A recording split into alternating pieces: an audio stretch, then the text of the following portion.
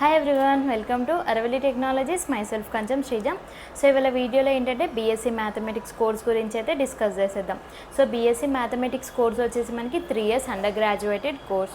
So ఎవరికైతే మనకి equations కావచ్చు, ప్రాబ్లమ్ సాల్వింగ్ అంటే ఇష్టం ఉంటుంది కదా, వాళ్ళైతే ఈ బీఎస్సీ మ్యాథమెటిక్స్ కోర్స్ని చాలా ఎంజాయ్ చేస్తూ అయితే చదువుతుంటారు. వన్స్ మనము బీఎస్సీ మ్యాథమెటిక్స్ కోర్స్ అనేది కంప్లీట్ అయిపోయాక మనం ఏంటంటే ఎంఎస్సీ ఇన్ ఇన్ఫర్మేషన్ టెక్నాలజీ అనేది చేయొచ్చు, లేదంటే ఎంబీఏ అనేది చేయొచ్చు, లేదంటే ఎంఎస్సీ ఇన్ మ్యాథమెటిక్స్ అనేది చేయొచ్చు. సో ఇవి వచ్చేసి మనకి హయ్యర్ స్టడీస్. సో ఈ బీఎస్సీ మ్యాథమెటిక్స్ కోర్స్ ఎవరు చేయొచ్చు, ఎలిజిబుల్ ఏంటి అనేది చూసుకుంటే అయితే ఎవరైతే ఇంటర్మీడియట్లో ఎంపీసీ కావచ్చు, ఎంఈసీ చేసిన స్టూడెంట్స్ ఉంటారు కదా, వాళ్ళైతే ఈ బీఎస్సీ మ్యాథమెటిక్స్ కోర్స్ అనేది అయితే చేయొచ్చు. అండ్ అలాగే ఈ బీఎస్సీ మ్యాథమెటిక్స్ కోర్స్ అనేది కంప్లీట్ అయిపోయాక మనకి ఎలాంటి సెక్టార్స్లలో జాబ్స్ అనేవి ఉంటాయి అనేది చూసేద్దాం. ఏంటంటే బ్యాంకింగ్ సెక్టార్లో ఉంటుంది, ఫైనాన్షియల్ సెక్టార్లో ఉంటుంది, కామర్స్ ఇండస్ట్రీ ఉంటుంది, లేదంటే కాలేజెస్ అండ్ యూనివర్సిటీస్లో ఉంటుంది, రీసెర్చ్ అండ్ డెవలప్మెంట్ ఫర్మ్స్లో ఉంటుంది, యూటిలిటీ కంపెనీస్లో ఉంటుంది, అలాగే మనకి రిస్క్ మేనేజ్మెంట్. సో ఇలాంటి సెక్టార్స్లో మనకి జాబ్స్ అయితే ఉంటాయి. సో మనం ఎలాంటి జాబ్ రోల్స్ ఉంటాయి అని చూసేద్దాం.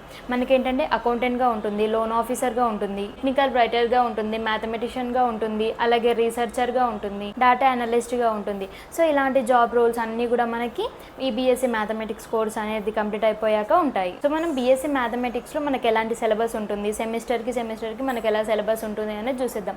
సో మనకి ఫస్ట్ సెమిస్టర్లో అయితే అనలిటికల్ సాలిడ్ జామెట్రీ ఉంటుంది, అలాగే డిఫరెన్షియల్ ఈక్వేషన్స్ ఉంటుంది. సో ఇవి వచ్చేసి ఫస్ట్ సెమ్లో ఉండే సిలబస్. సెకండ్ సెమిస్టర్ సిలబస్ అనేది చూసుకుంటే క్యాలిక్యులస్ ఉంటుంది, ప్రాబబిలిటీ ఉంటుంది, స్టాటిస్టిక్స్ ఉంటుంది. సో ఇవి వచ్చేసి సెకండ్ సెమ్. థర్డ్ సెమ్ చూసుకుంటే అయితే రియల్ అనాలిసిస్ ఉంటుంది, అబ్స్ట్రాక్ట్ ఆల్జిబ్రా ఉంటుంది. సో ఫోర్త్ సెమ్ సిలబస్ అనేది చూసుకుంటే అయితే లీనియర్ ఆల్జిబ్రా ఉంటుంది, మెకానిక్స్ ఉంటుంది. సో మనము ఫిఫ్త్ సెమిస్టర్ సిలబస్ అనేది చూసుకుంటే అయితే డిస్క్రీట్ మ్యాథమెటిక్స్ అనేది ఉంటుంది, అలాగే linear programming and its applications అనేది ఈ ఫిఫ్త్ సెమిస్టర్ సిలబస్. సో మనం లాస్ట్ సిక్స్త్ సెమిస్టర్ సిలబస్ అనేది చూసుకుంటే అయితే కాంప్లెక్స్ అనాలిసిస్ ఉంటుంది, అలాగే న్యూమెరికల్ అనాలిసిస్ ఉంటుంది. సో ఇవి వచ్చేసి మనకి ఈ బీఎస్సీ మ్యాథమెటిక్స్ కోర్స్లో ఉండే సిలబస్. అండ్ అలాగే మీరు ఈ బీఎస్సీ మ్యాథమెటిక్స్ కోర్స్ అయిపోయాక ఏంటంటే మీకు హెచ్సిఎల్ కావచ్చు, లేదంటే టీసీఎస్ కావచ్చు, ఇన్ఫోసిస్ వాళ్ళు కండక్ట్ చేసే ఎగ్జామ్స్ రాసి కూడా మీరు సాఫ్ట్వేర్ జాబ్స్ అయితే క్రాక్ అనేది చేయొచ్చు.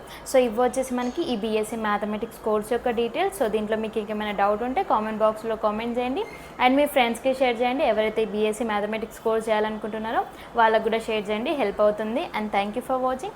లైక్ చేయండి, షేర్ చేయండి, కామెంట్ చేయండి. మనం నెక్స్ట్ వీడియోలో మాట్లాడుకుందాం. మీకు ఏమైనా వేరే కోర్సెస్ గురించి కావాలనుకున్నా కూడా కామెంట్ అనేది చేయండి, and subscribe to my channel.